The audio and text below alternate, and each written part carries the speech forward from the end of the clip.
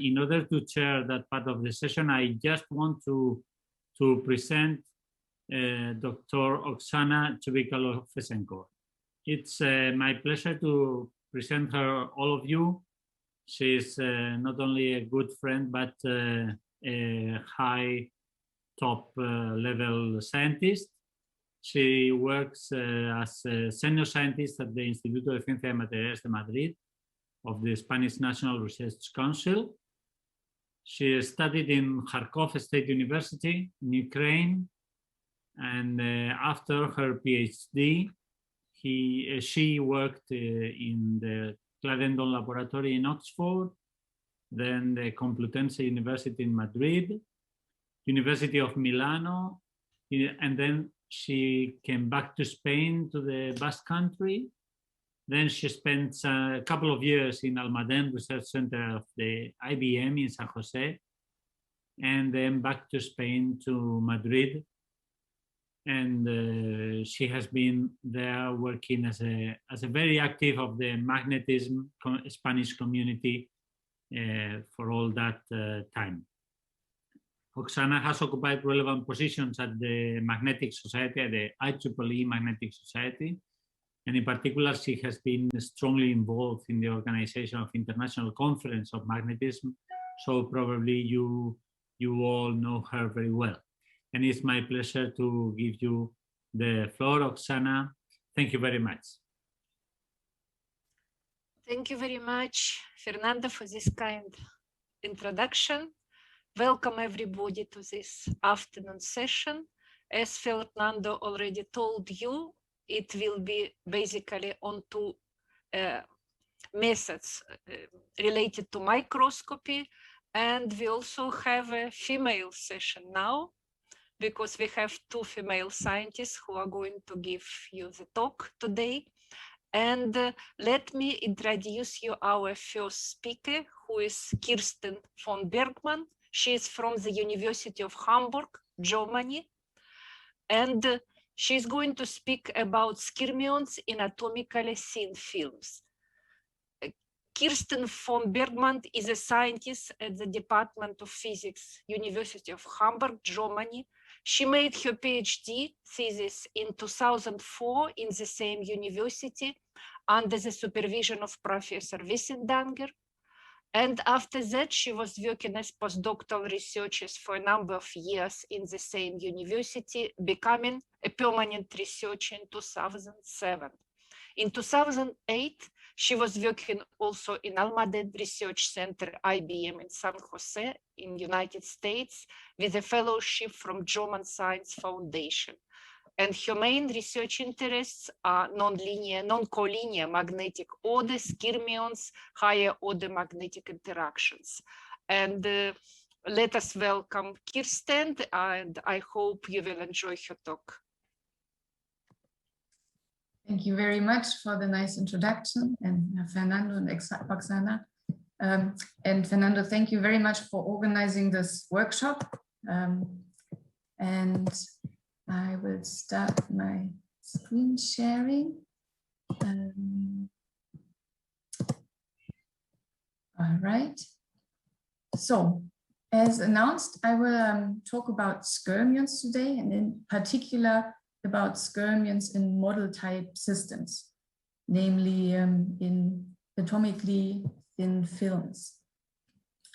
Now, this is basically the outline of my talk. So first of all, I would like to address the question, skyrmions, what are they actually? And where do they come from?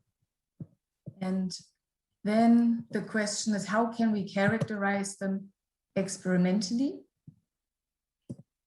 And last but not least, I will address the question, what are they good for at all? And I will do this mostly with the example of this magnetic racetrack, where basically these skyrmions are in a magnetic strip, and we need motion of these skyrmions within the magnetic material. We need to detect them, and we need to switch them, meaning we need to write and delete them. So all these things will be addressed within this talk. So what are magnetic skyrmions? Basically, they are particle-like magnetic states. So you see this whirl here in the spin texture, and it basically lives in a ferromagnetic background. So you can imagine everything around it with a spin up, and then from this ferromagnetic surrounding, you make a coherent rotation towards the center where the magnetization is pointing downward. So this was first conceived here in these theoretical papers. So you can see that they have axial symmetry, and there's one ingredient to it, the Jaloshinsky-Moria interaction, which I will come to again during the talk. They have unique rotational sense due to this interaction. And all of this makes them topologically distinct. In particular, one can attribute a topological charge to them or a winding number. You can see here how that works. And basically you can see that a ferromagnet will always have a topological charge of 0, so it's topologically trivial. And a skyrmion will have a topological charge of 1, +1 or -1, meaning it's topologically different from a ferromagnet. And this is in a continuum model. This would mean that it's topologically protected, that you cannot go from one topology to the other. And this is what why people are so interested in it, also regarding future applications. So the first experimental observation of skyrmions was about 10 or 12 years ago, first by neutron scattering in manganese silicide by neutron scattering, and then with Lorentz microscopy 1 year later. So here you can see it in real space. And these are basically bulk crystals. And this kind of crystals, the skyrmions, these guys, they behave as tube, like long spaghetti with the same spin structure all next to each other. This is why they give rise to a diffraction pattern, because they occur in a hexagonal lattice, which you can also see here in real space. So this is the top view of one of these skyrmion tubes. Now there's different interactions that can give rise to non-collinear magnetic order. So the most fundamental magnetic interaction is the Heisenberg exchange, where two neighboring spins are coupled by this exchange constant J. And if we had just a nearest neighbor coupling, and we can have either ferromagnetic coupling or antiferromagnetic coupling, and this is what the ground state will then look like. However, already with just Heisenberg exchange, we can have non-collinear magnetic order. For example, if you imagine that the nearest neighbor wants to be in a parallel configuration, and the next nearest neighbor, the J2, wants to have an anti-parallel configuration, there's frustration in the system. And then the system might decide to have this kind of spin spiral state, which would then be the lowest energy state. In this kind of spin spiral state, which is, for example, present in some rare earth materials, these spirals could rotate in a left-handed or in a right-handed fashion, and they would have the same energy. Now, for the skyrmion physics, there's another interaction that gives rise to the non-collinear magnetic order. And this is the so-called Jaloshinsky-Moria interaction, or DM interaction. And you can see the energy here. So now you have this cross product between neighboring spins, meaning that a 90-degree orientation between adjacent spins is the lowest energy state. And then depending on the sign of this prefactor, this D vector here, you either have a right rotating or a left rotating 90-degree spin spiral as a ground state if you only had this interaction here. And then due to competition with the Heisenberg exchange, you can have any sort of spin spiral with different nearest neighbor angles and different periods. And this Jalushinsky-Moria interaction, it can arise only due to spin-orbit coupling and only in systems with broken inversion symmetry. And there are some selection rules connected to this DMI. And I would like to give you just a phenomenological glimpse to it.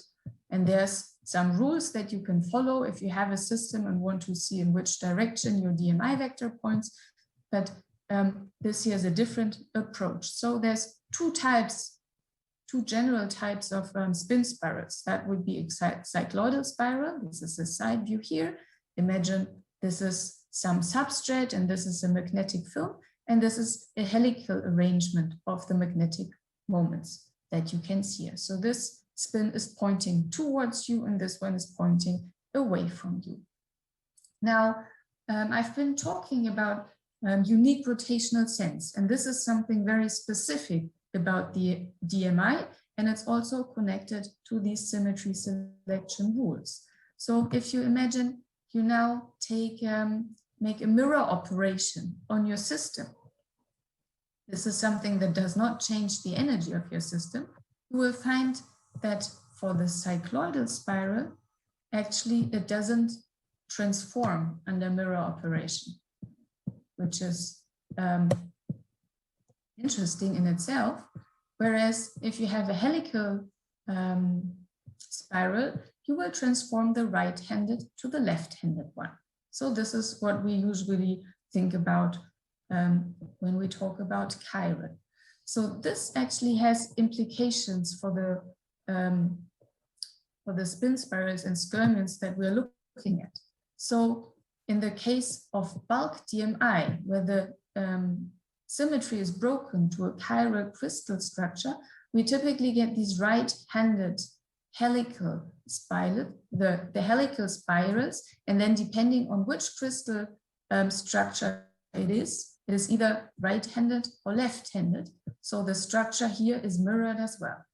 So that's typically what the bulk DMI induces. So if you have a twinned crystal with this chirality structure and this chirality structure, you will have in one of them an alpha helix and in the other one a beta helix.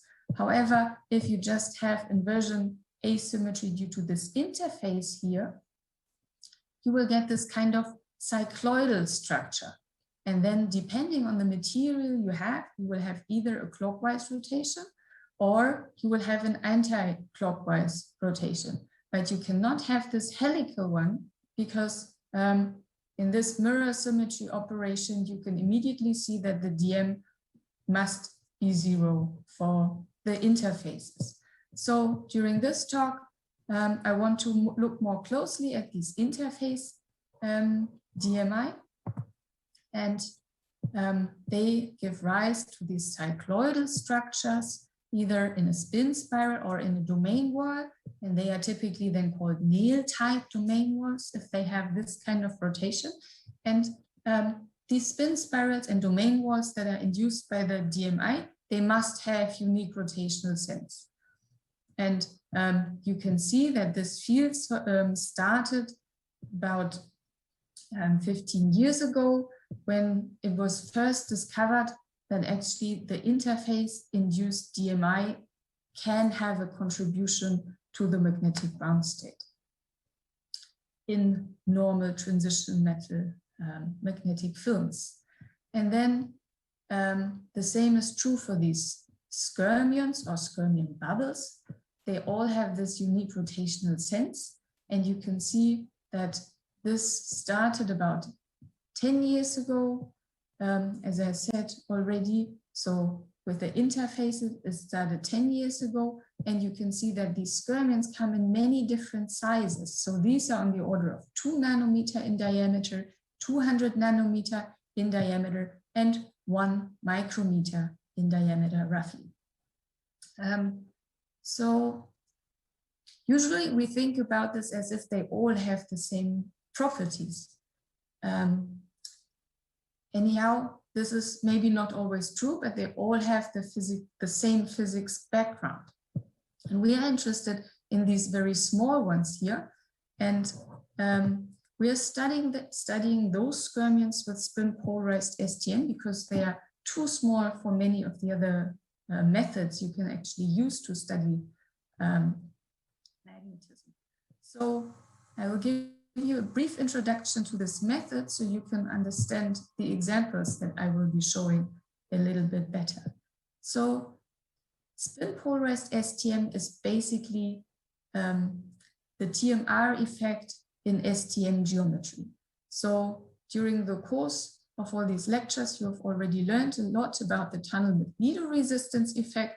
So basically, if you have two magnetic electrodes, then the current or the magnetoresistance depends on whether these two electrodes are aligned parallel or anti-parallel.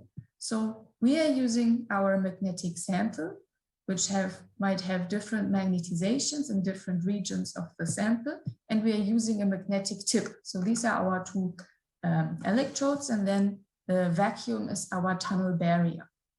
So in this case, on this side of the sample, we would draw a larger tunnel current as compared to this side of the sample. And all our experiments are performed in ultra high vacuum and at low temperature.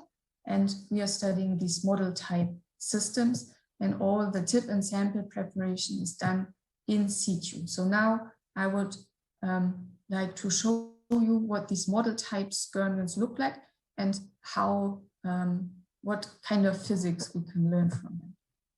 So this is one example of our sample and the spin spiral, and I saw that André Thierville already showed this image.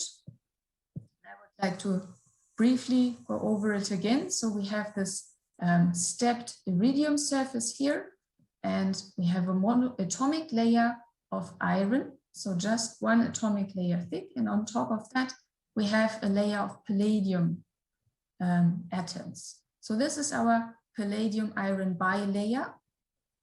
And in our magnetic signal, we see these stripes on top of the palladium iron, even though it is pseudomorphic. So it's not of structural origin, but it's of magnetic origin. And this is a picture of the magnetic state that we concluded has this spin spiral here. And you can imagine with our magnetic tip, we see some here bright, and then in between we have this darker contrast. This is why we get the stripe modulation. And the spin spiral is due to a competition of the exchange and the Jaloshinsky-Morier interaction. Now, in order to get magnetic skyrmions, we need to add an external magnetic field, which we see here. So at 1 Tesla, we get a mixed phase of the spin spiral and these dots here. If we increase the magnetic field, we see only these dots, which we interpret as magnetic skyrmions, and at larger magnetic field, we're in the ferromagnetic phase. Now, how do we actually know that these blobs we see here in the experimental image are actually magnetic skyrmions and not something else? So this is a very important question. And with our method, we can see that basically if the tip magnetization is aligned along the tip axis, we're sensitive to the out of plane components of magnetization. So we get a large magnetic contrast between the surrounding of a skyrmion and the center of the skyrmion. Now, if we use a tip that is magnetized parallel to the surface plane, our imaging contrast changes. And now we see a large contrast here on one side of the skyrmion and the small contrast on the other side of the skyrmion. And we get this two-lobe structure here. And this is what a skyrmion looks like with an in-plane magnetized tip. Now you can see that all the skyrmions in this image look the same. And this means they have unique rotational sense. And this immediately tells us that they are magnetic skyrmions and that the DMI plays a role for their stabilization. And Indeed, if we look at the same image area once with a magnetic field applied in this direction, pointing towards you, and a magnetic field inverted, pointing in the opposite direction, we can see that this two-lobe structure is inverted because the entire magnetization is inverted. So the rotational sense keeps the same direction. And this is what we expect for magnetic skyrmions. So indeed, we have magnetic skyrmions with a topological charge of 1. Now, if we look at such a sample in a magnetic field dependent measurement, so here you see the magnetic field, it's being lowered now, and you see the skyrmions here. And if we keep lowering the magnetic field, we get a strip out of the skyrmions and enter the spin spiral phase again, close to 0 Tesla. And then if we increase the magnetic field in the opposite direction, we see that again, these single skyrmions emerge here. And this means that we can study the magnetic skyrmions on the atomic scale with SP-STM as a function of the external magnetic field. And we can take line profiles across such a skyrmion to characterize the size and the shape of such skyrmions. And we get these black circles here as data points across the skyrmion. So roughly here is the center of the skyrmion, and this correlates to the in-plane components. Now, there's no analytical formula to map a skyrmion, but because we know we have a 360-degree rotation across the skyrmion, we take 2 overlapping 180 degrees domain walls and try to fit the data in order to characterize it. And you see here this red line, this is the fit to the data. So we conclude that these 2 overlapping 180-degree walls are a good measure to characterize our magnetic skyrmions. And these 180-degree walls, usually this width is determined by the square root of the ratio of exchange stiffness and effective anisotropy. This is for the wall. Now, as I said, we can do this as a function of external magnetic field and then derive all the information about the spin structure from this. So from this data here, we can directly extract the MZ component from the experimental data across the skyrmion, and also the angle theta as a function of the distance from the skyrmion center. So here's the skyrmion center, and this is what we get from our experimental data, basically from this MZ component here. We see that the skyrmion at 1 Tesla has this shape here. And as we increase the external magnetic field, the skyrmion shrinks and also slightly changes its shape. Now, when we compare this to the very early theory about what a skyrmion should look like from the micromagnetic calculations, it looks rather similar.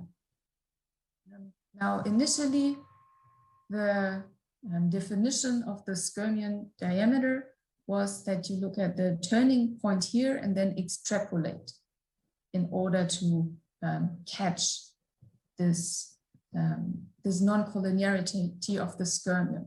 However, practically for an experimentalist, that's not always the best choice. And we decided, as many others do now, to take the 90-degree as the skyrmion radius in this case, because for an experimentalist, it's easier to spot where the magnetization component goes from positive MZ to negative MZ.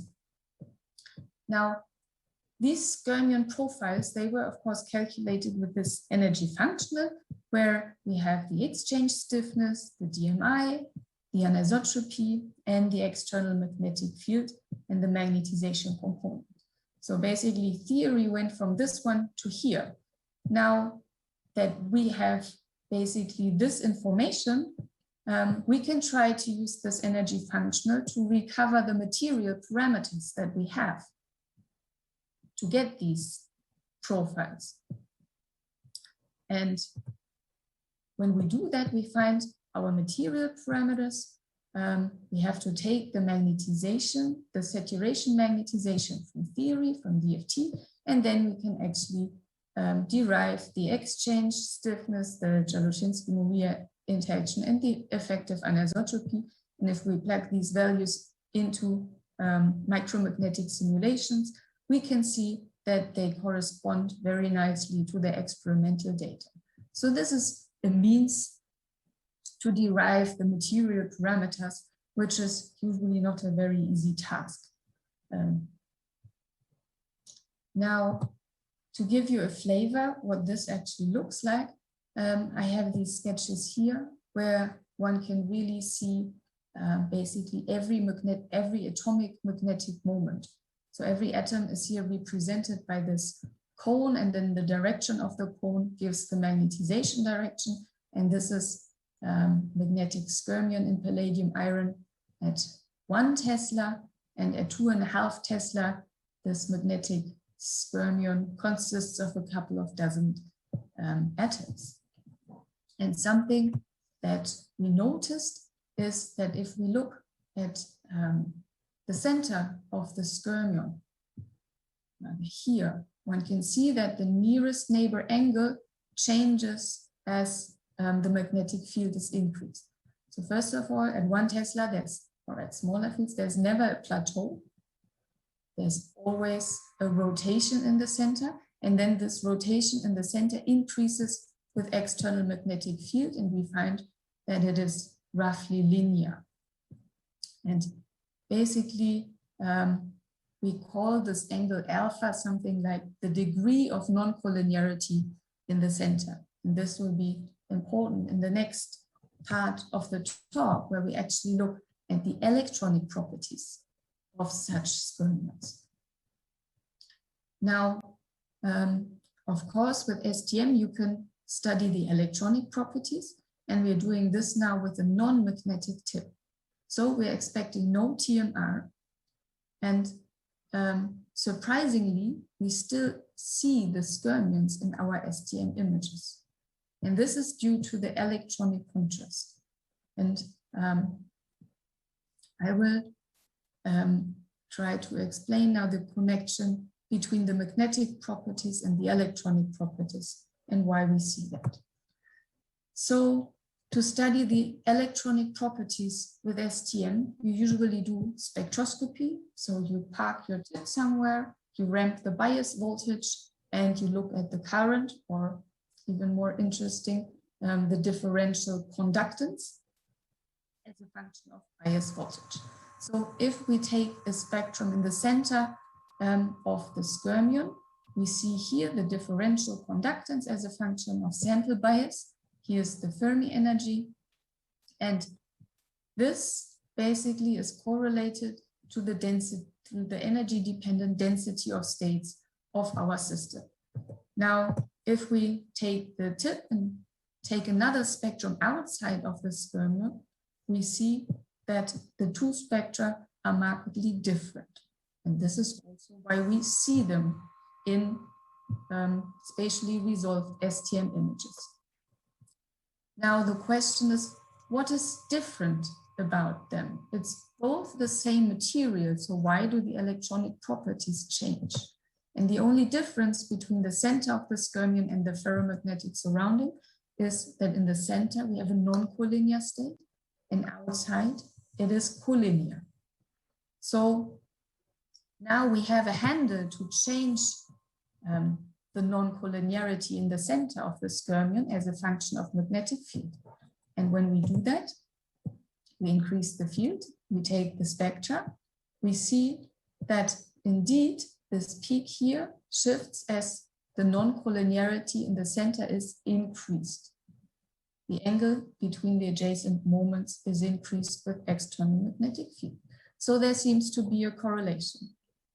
And indeed, we were working together with a theory group, and first they did DFT and calculated the vacuum DOS. This is what is detected in STM spectroscopy. Now they find this total density of states, and they also plot the different spin contributions. Now they set up a tight binding model, and they set it up in a way to obtain a very similar vacuum density of states. So it's really about the material palladium iron. Now the band structure they needed to produce this looks like this. So it's a very simple model. You see just one majority and one minority band. Now they want to study what happens if one introduces a canting between adjacent moments, as we have in the skyrmion. So when they have a canting, an angle of 24 degrees between nearest neighbors, they see that the spin channels have to mix, and they see this gap opening here, where previously the minority and majority bands were crossing.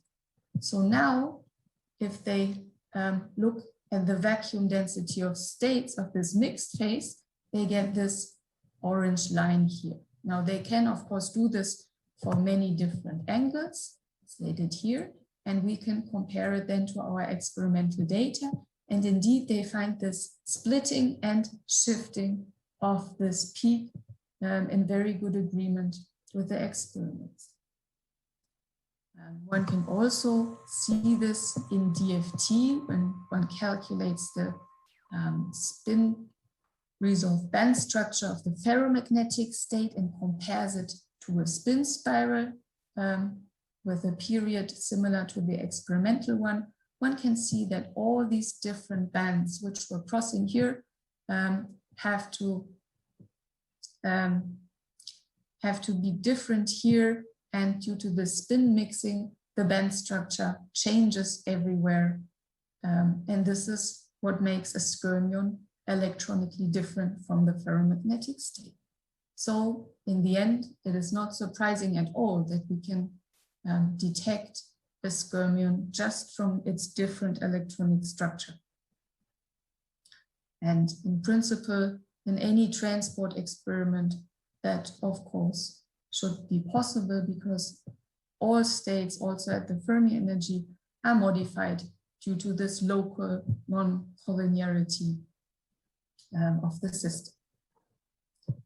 Now, this is a brief summary of these magnetoresistance effects that we've seen for skyrmions. Of course, first the tunnel magnetoresistance effect with an out-of-plane tip. This is what we will get with spin-polarized STM. This is basically the MZ component. And then I've introduced to you this non-collinear magnetoresistance effect, which just occurs because the collinear structure has a different electronic structure compared to a non-collinear structure within that same material. And then we get a different contrast located at those areas that are particularly non-collinear. So for a large skyrmion at 1 Tesla, it is basically this in-plane ring. We have the strongest non-collinearity here. Whereas for the small skyrmions, it all moves towards the center, and we see them as dots. And there's another magnetoresistance effect, which is the tunnel anisotropic magnetoresistance effect, which basically is a difference between the resistance or the current into a material with out-of-plane magnetization, no matter if it's up or down, compared to an in-plane, right? So this would be the easy anisotropy axis. And if the magnetization is along the easy anisotropy axis, the electronic states are also different compared to when the magnetization is forced along the hard axis in a domain world, for example. So this is a spin-orbit coupling effect. And this is a spin mixing effect. And with both these effects, you can see skyrmions. So this is the example that I've shown here. And this is a different example from the Wolf vehicle group here, where in a different material. So they have a cobalt monolayer on ruthenium, and there they actually exploit this TAMR effect to image the skyrmions with a non-magnetic tip. And again, this does not only hold for STM, but the electronic structure is changed due to these particle-like magnetic states in all transport experiments. Now, what about skyrmions in multi-layers or thicker layers? So some years ago, there was this concept of additive DMI. Of course, it's nice to have these perfect skyrmions in an ultra-thin layer and study them at low temperature. But in the end, if you want to use skyrmions for applications, you will need to have them at room temperature, right? So you need more magnetic material to increase the magnetic transition temperatures. But at the same time, you want to also have not only a thicker film, but at the same time, you need to scale also the DMI. And one idea was the concept of additive DMI, where basically you make many repetitions and then here's your magnetic film and you make a different top and bottom interface in such a way that the DMI on one side is positive and on the other side it's negative. So if in total, they will add up if you use the right stacking sequence. So in this way, you can increase the amount of magnetic material and at the same time also have a large impact of the DMI, which you need for skyrmions. Now, if you have these multi-layers or thicker layers, then also you have to take into account the stray field, the dipolar interaction. Right, in these ultra-thin films, we can usually neglect it, as we did previously. And in these thicker layers, you can't really.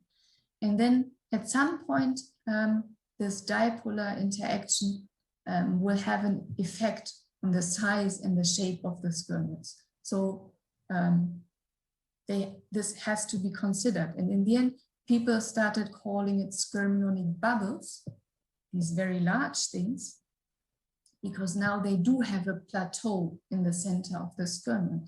And you can imagine it more like a bubble, which then has a circular domain wall. And this domain wall has unique rotational sense because of the DMI.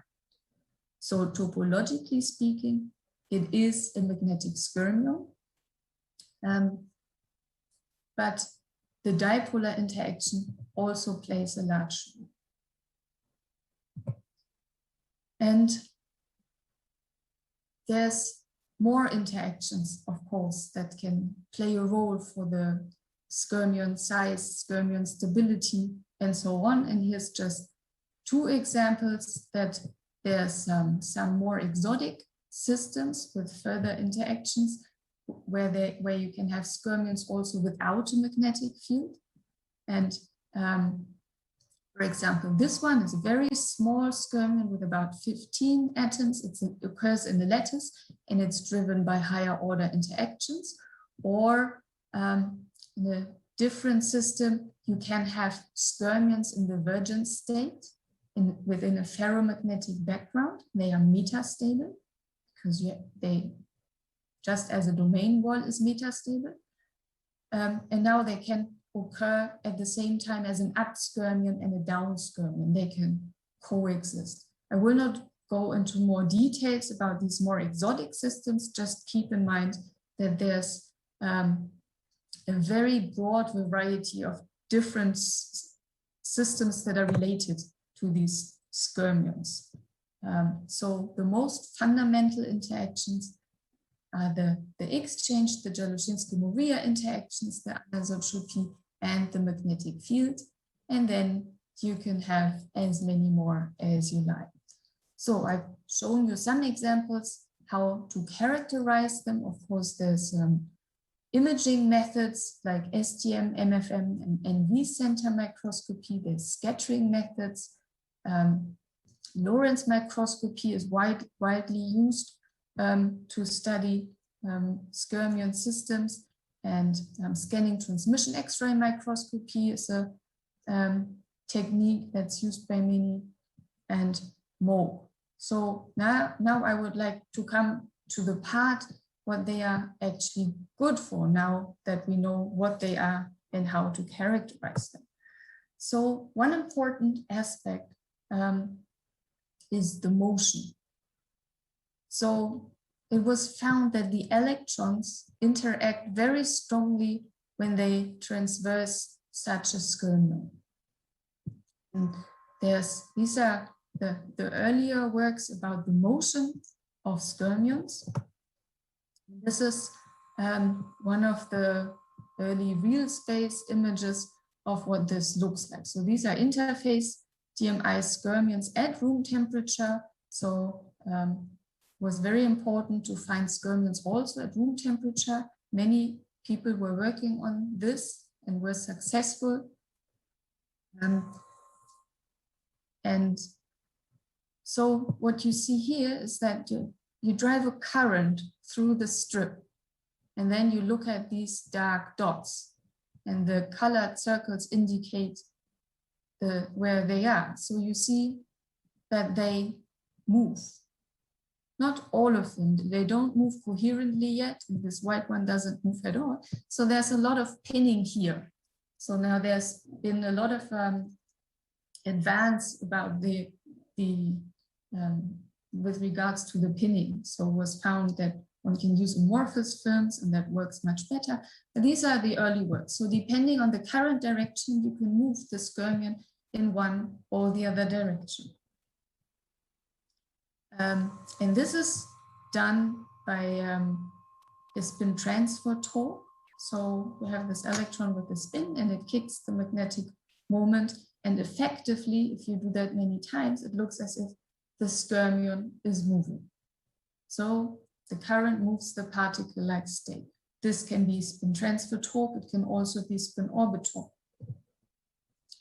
Now, these are images on a much larger scale, right? These skyrmions are about 5 times larger.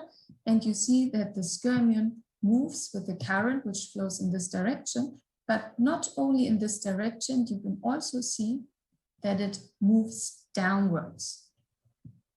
So there's not only a motion with the current, but also a deflection. And this is connected to what was seen much earlier, namely the contribution to the topological Hall effect when you are in the skyrmion lattice. So this temperature dependence here is basically you scan over the skyrmion lattice phase, and then you see this additional contribution here when you have skyrmions. So basically you have a mutual interaction between the electrons and the skyrmions, right? The electrons, they lead to a motion of the skyrmions, but also the skyrmions lead to a different motion of the electrons, which can then be detected in a Hall effect measurement. So this can actually be done then to detect the skyrmions if you make a Hall resistivity measurement, right? So these are MFM images where you have different amount of skyrmions here in this particular area.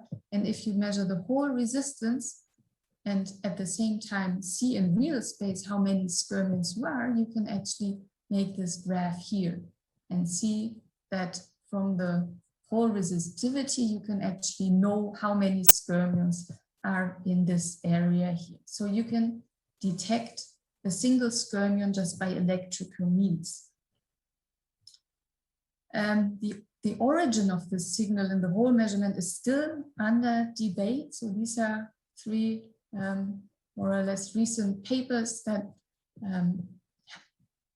have an electrical detection of single magnetic skyrmions. So in the end, I would say it is complex, but it is feasible. Now, for applications, you might actually want to have skyrmions that move straight along such a track. Otherwise, they may move to the boundary and then annihilate at the boundary, right? So then you lose them. So is it possible to have skyrmions that actually move straight? So the deflection is related to the topological charge. Now the question is, can we build magnetic objects that have zero topological charge? And here's one of them. So you take a skyrmion and you put another skyrmion in the center of it with opposite direction. So it's basically an up skyrmion within a down skyrmion. And people call this target state or skyrmionium. And it has zero topological charge. So if you drive this with a current, you expect no deflection, but this one should move straight. So such a thing, they have been observed experimentally, but I don't think they have been moved yet. Another way to create something like this is to put an up skyrmion and a down skyrmion next to each other in two different films. So you couple two opposite skyrmions in a synthetic antiferromagnet. So this has been realized recently, and one can of course grow these films, and then depending on what you put in between, you can couple them. And there's a lot of knowledge about all this film growth. So this has been realized, and also basically the idea is that the bottom one would, for example, like to move in this direction, and the top one would move in the other direction. And because they are coupled, they just move straight. And then the third possibility is to intertwine two skyrmions with opposite direction, with the same rotational sense, but opposite direction. So this would be a skyrmion in an antiferromagnetic material. So recently it has been shown that in a ferrimagnet, the skyrmion actually moves nearly straight. So it's a nearly compensated moment. A skyrmion in a real antiferromagnetic has not been observed yet, but it should be very interesting, right? Basically, you would combine the benefits of skyrmions and antiferromagnetics, which is fast dynamics and low stray field. I think there were some lectures during this workshop highlighting this. So that would be very interesting. Now, we could then ask the same questions. What are they? Where do they come from? So this is a difficult question, actually, because we cannot use the magnetic field to induce them, as we did for the skyrmions in ferromagnets. But as I said, there's other interactions that can give rise to magnetic skyrmions. So maybe at some point, some material can actually show these antiferromagnetic skyrmions. But then, how can we characterize them experimentally? Right? There's not so many methods that can study antiferromagnetics down to this nanoscale, maybe to see such antiferromagnetic skyrmions. So this will become very interesting, I think. Now, we've looked at the motion, and we've looked at the detection, and looked at now what remains is the switching. So one can switch with magnetic field, with temperature, currents, maybe electric field, and all, at least these two are usually global properties. And what we need is actually control creation and annihilation of isolated skyrmions. So it's not as easy. And you've seen these images before, and I told you when you invert the magnetic field, also the rotational sense remains. And you probably wondered, why are these two skyrmions at identical positions when we've gone through a spin spiral phase? Well, the reason is they are pinned to these single atom defects. And at this magnetic field, they only exist at these defects. Now, we can make use of that and have this magnetic skyrmion here, park our tip, and increase current or bias and see what happens. So we see that actually a switching occurs. So when we're down here, there's no skyrmion. When we're up here, the system has switched to have a skyrmion. So skyrmion there, skyrmion not there, and so on. This is on a time scale of seconds. Now, at 2.8 Tesla, we see that the ratio between skyrmion there and skyrmion not there is roughly equal. When we increase the magnetic field, of course, we disfavor the skyrmion, and the switching also shows this. Once we know this, we can, of course, have this area here with 4 favorable positions for skyrmions and write any desired skyrmion configuration that we like. We can delete them or write them. So most of that is just stochastical switching. There's a small part of directionality, but it's not very large. So we can switch it, but it's hard work and not very directional as we would like it. Now, when we go to a different system, this is a triple layer of iron on iridium, so 3 atomic layers. It's not pseudomorphic. We get these reconstruction lines here in the structure, and this is the magnetic image. If we focus on this part here, this is a spin spiral.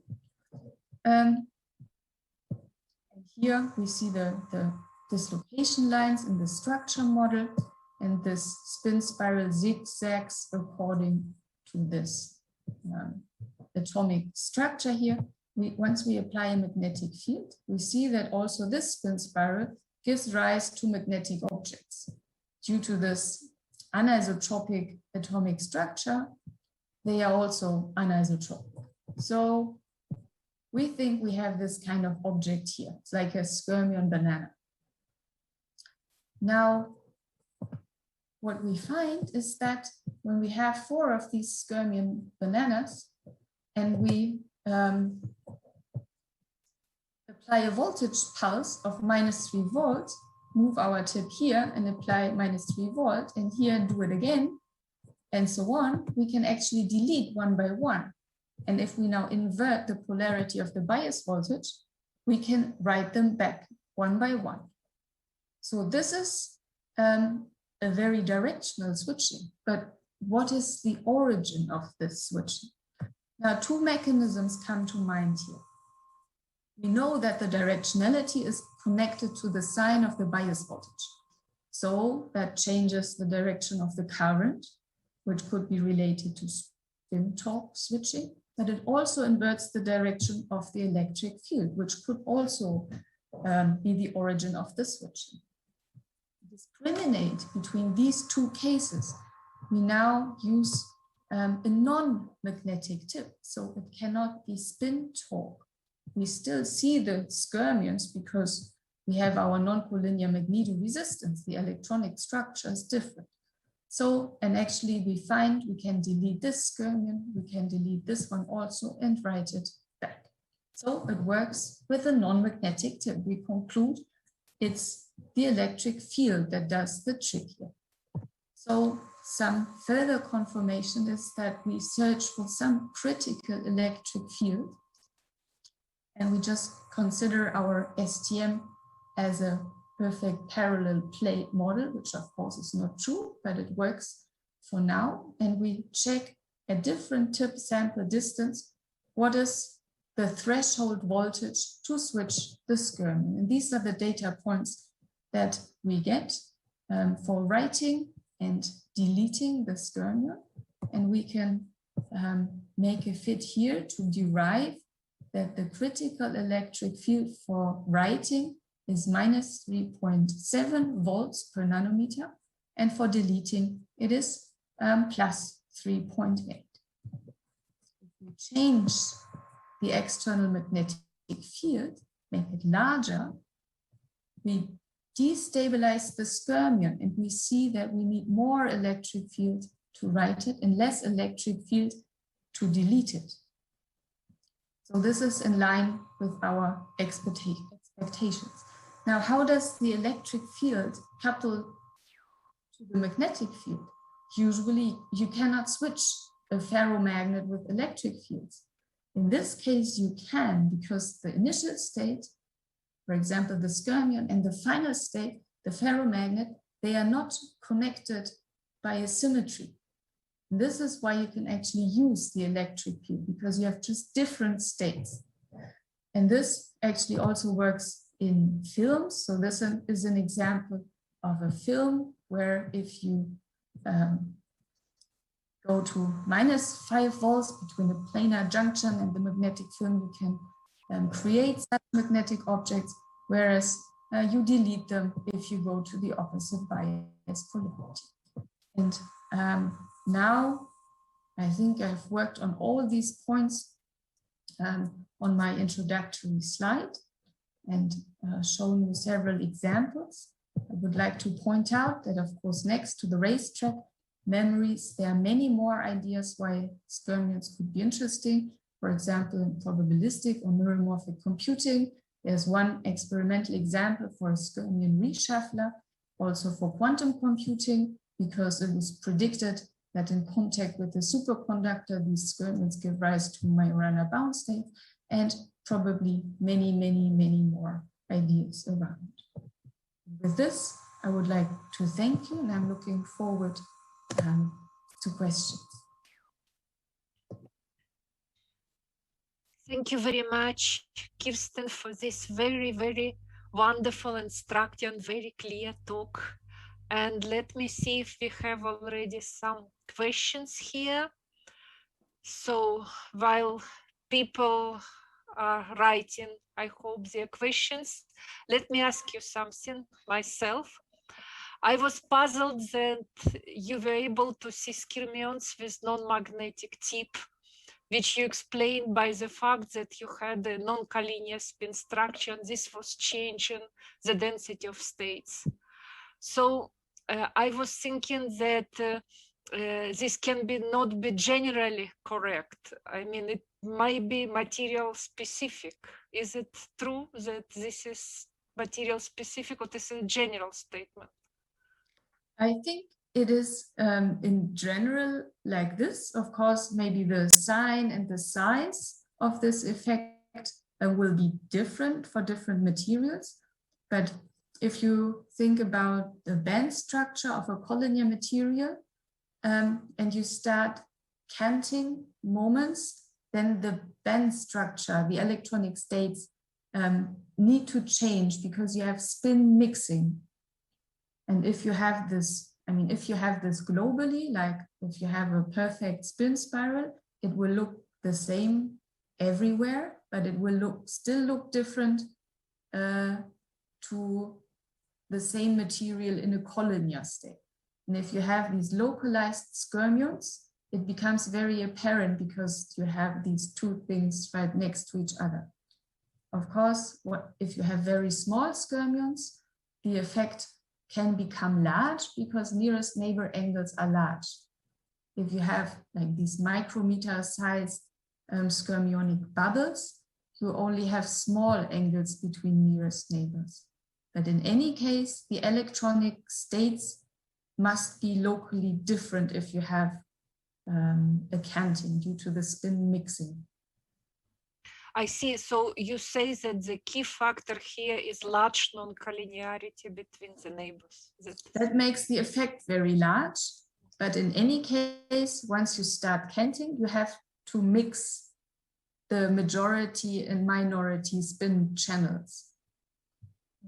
Thank you very much. So we have now the first question from Jorge Lovacheca. He's saying, thank you for this very nice talk. I noticed that in slide 12, the red domains appear smaller than the blue ones. Why is this, and how do you decide on the actual bits of the skyrmion with this asymmetry? Maybe I should go back to the... Yeah, and maybe you can share again. Slide 12, he says. Slide 12. Okay. There we go.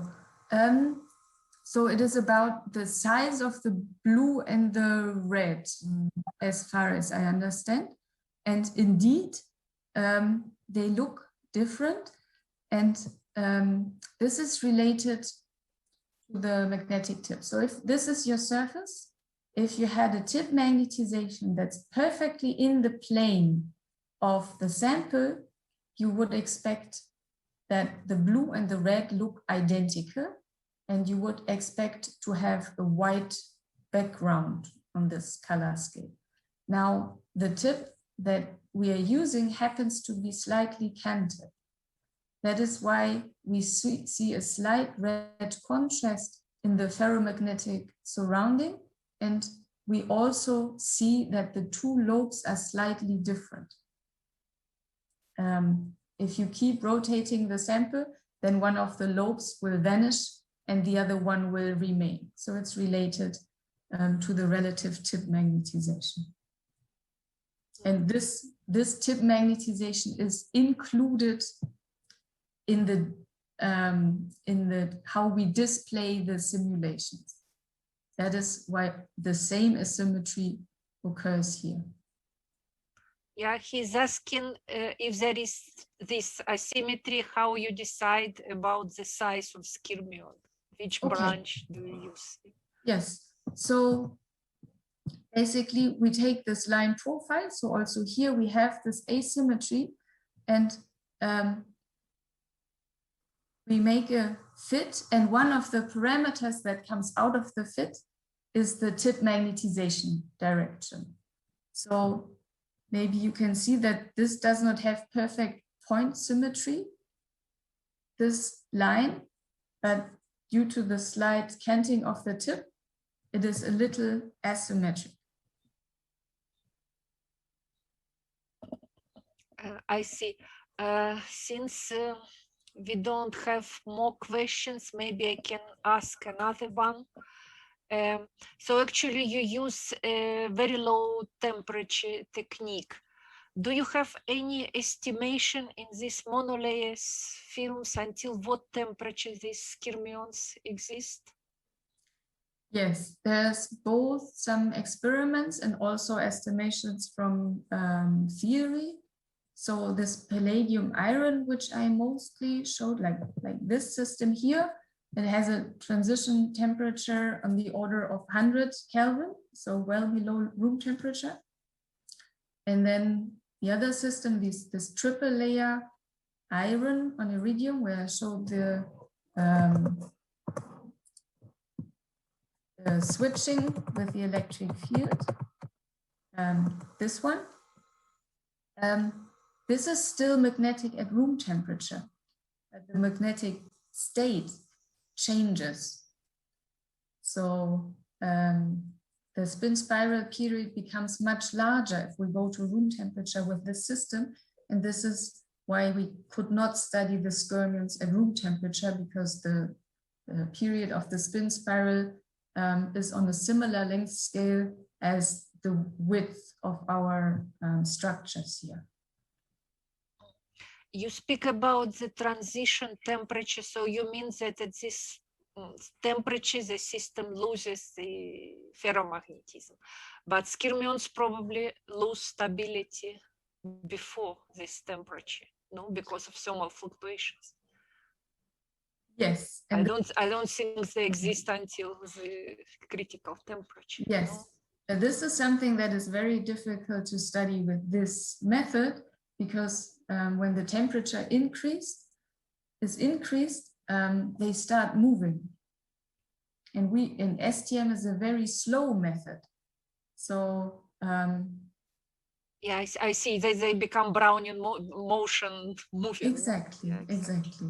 And then we just take an average over wherever they are. So one would need a much faster method to study this Brownian motion. We have another question which just appeared from Jose Solano. He's saying, thank you for the pedagogical talk. When you write and delete skyrmions only with electric fields, there still should be a polarized current in the magnetic field. Isn't it writing the skyrmion? It's about this data here. So maybe I go back to this image. So the question, I think, is, even if the tip is non-magnetic, the current is still spin polarized. Yes, that is true. We still have a spin polarized current, but in the end, that doesn't play a role because it's always the same. Depending, I mean, if you had a magnetic island pointing in this direction and a non-magnetic tip, the current is always of the same spin polarization, no matter if your island is magnetized in this direction or this direction. So there's no way that this spin polarized current can be responsible for a directionality of the switching. I see. Next question is from Joseba. Hello, thank you for the nice talk. I understand that it is difficult to nucleate synthetic antiferromagnetic skyrmions with magnetic fields. Is current nucleation always a better choice for these SAFs? I'm not an expert on these. I don't know where the slide is. I'm not an expert on these synthetic antiferromagnets. So it's about this image here. So in the end, maybe if you have two different magnetic materials, you can still induce the magnetic skyrmions by field. For example, if they have very different coercive fields, for example, you could induce them in one layer and the other one will follow if it's not as susceptible to the magnetic field.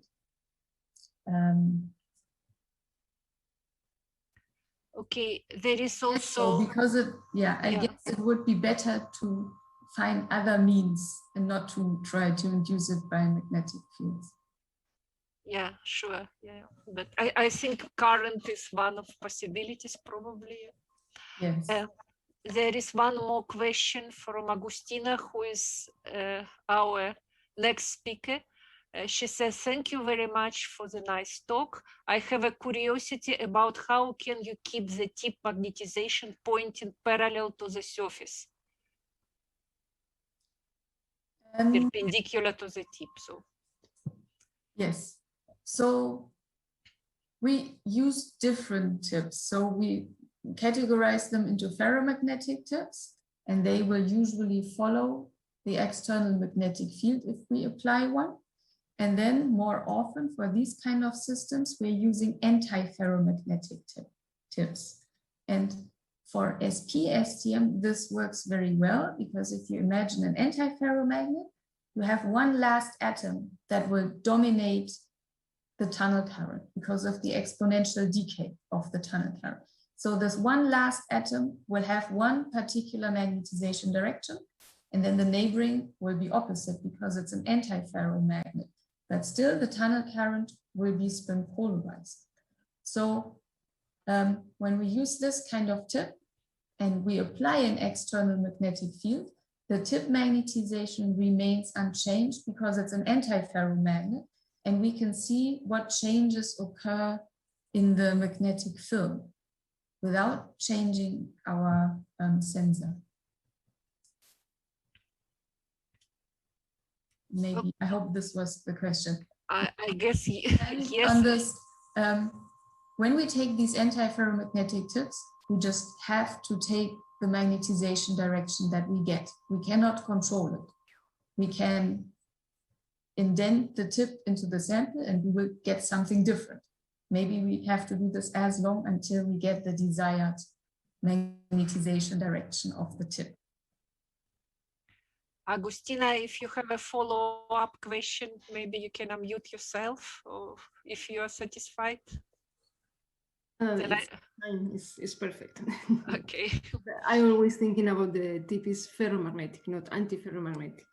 And this is the point. Thank you. Okay, and maybe we take the last question because we will have to move on. It is from Jose Solano. Thank you for the answer about the writing, but the current that enters the skyrmion from the film have a different polarization than the one in the skyrmion, therefore producing a talk. So he was the one who was speaking about the current was spin polarized from the tip. So he thinks that this current would produce torque and maybe be responsible for the switching. Yeah, maybe we should discuss this. I wish we could discuss this now in person, but maybe we have to wait for the next opportunity to discuss this further. Maybe if you kindly agree to answer him by email or something like that, that would be great, of course. Okay, then thank you very much for your very, very instructive, nice talk.